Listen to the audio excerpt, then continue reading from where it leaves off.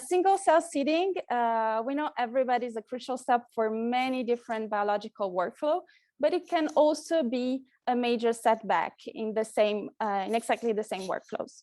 So that's why at Seed Biosciences, we developed DispenCell, which is a robot that answers the unmet need for affordable and reliable single cell dispensing, maintaining cell viability, functionality, and providing proof of clonality. So this is our robot. It's quite small. Indeed, it can fit under the hood, and it's very easy to use.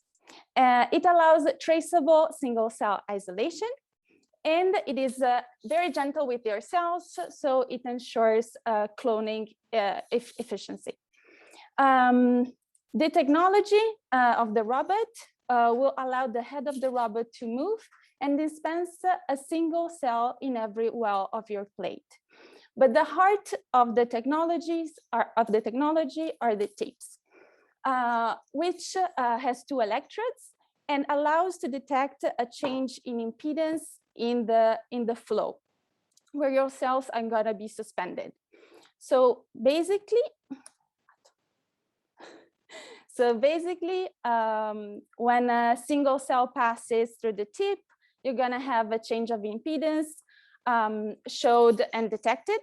If 2 cells passes, you're gonna have 2 peaks of impedance telling you that the well should be discarded because the well will not be monoclonal. This can generate a report, so a sort of a map to validate your single cell dispenser and give you a chronality report. But today, we're gonna show how Myriam used our single cell dispenser in her experiments.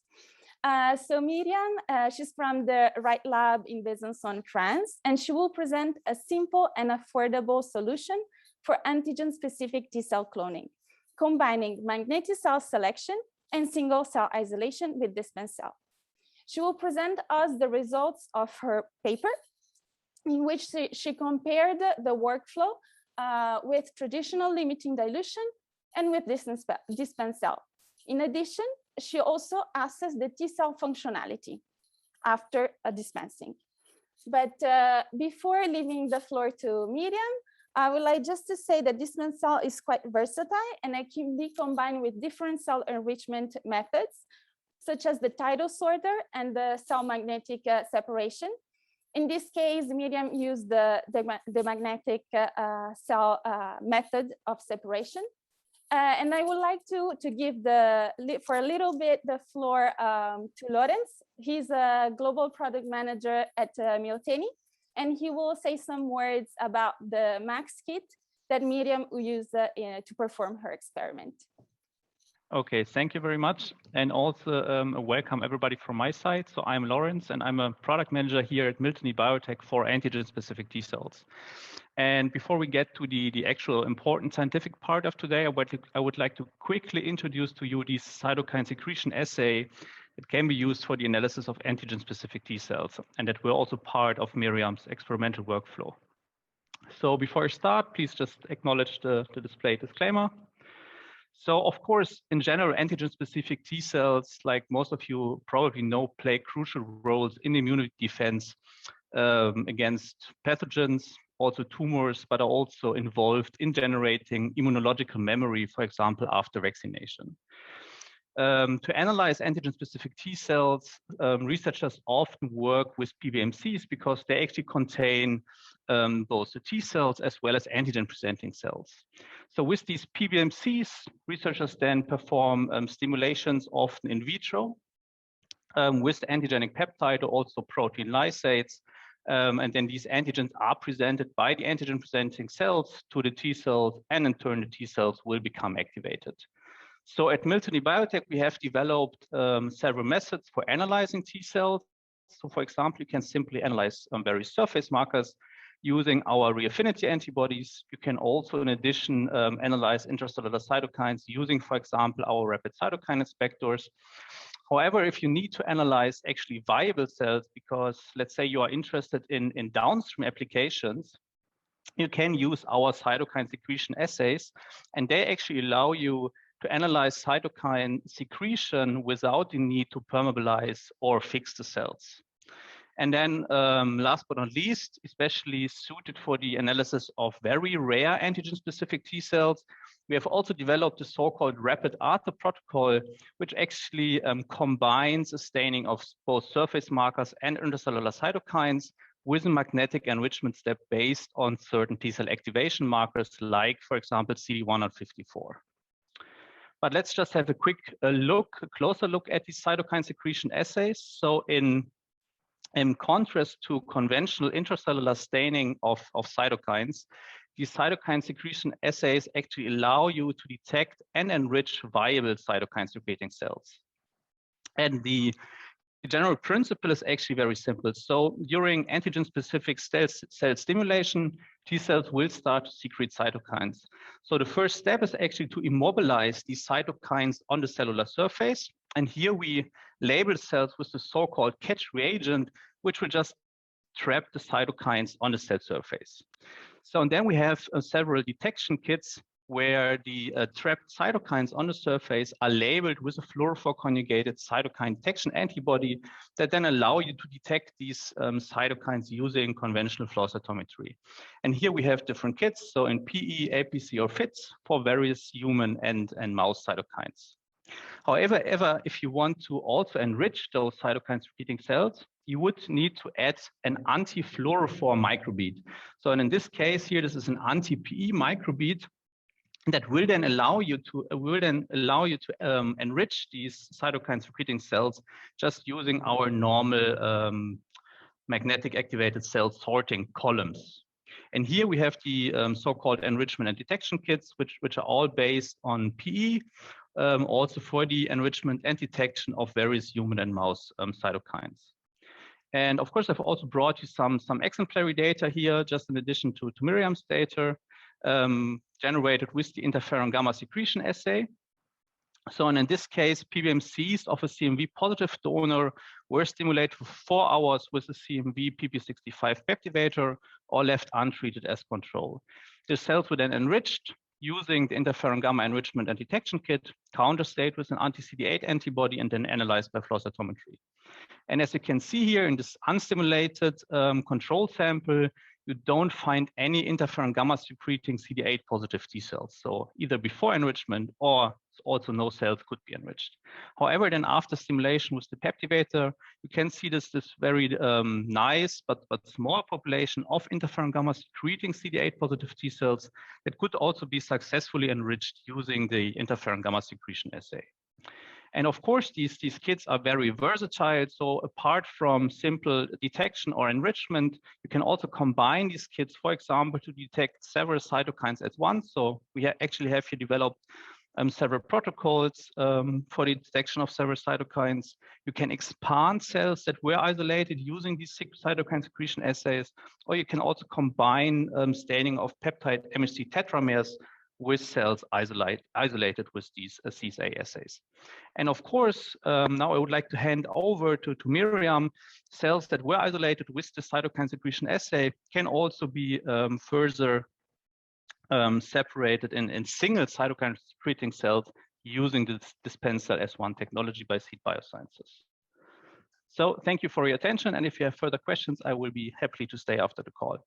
And now I would hand over to Myriam. Thank you, Alicia, for your presentation. And I would like to thank Seed Bioscience for this invitation.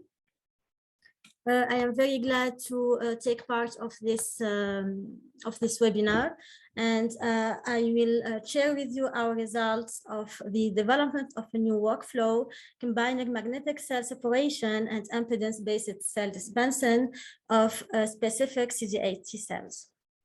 So this work is a collaboration between our lab, UMR 1098 Right Lab, and the Seed Biosciences, and it is supported by the Interreg France-Suisse Cooperation Program. So our lab is based at Besançon, France, and is composed by several research groups. Our group Team C focuses on the identification of cancer antigens and the development of cancer immunotherapy strategies. We have several ongoing projects. We work on T-cell infusion therapies, CAR T cells, transgenic TCR-based adoptive cell transfer. We have also ongoing clinical trials concerning the development of cancer vaccine based on immunogenic antigens.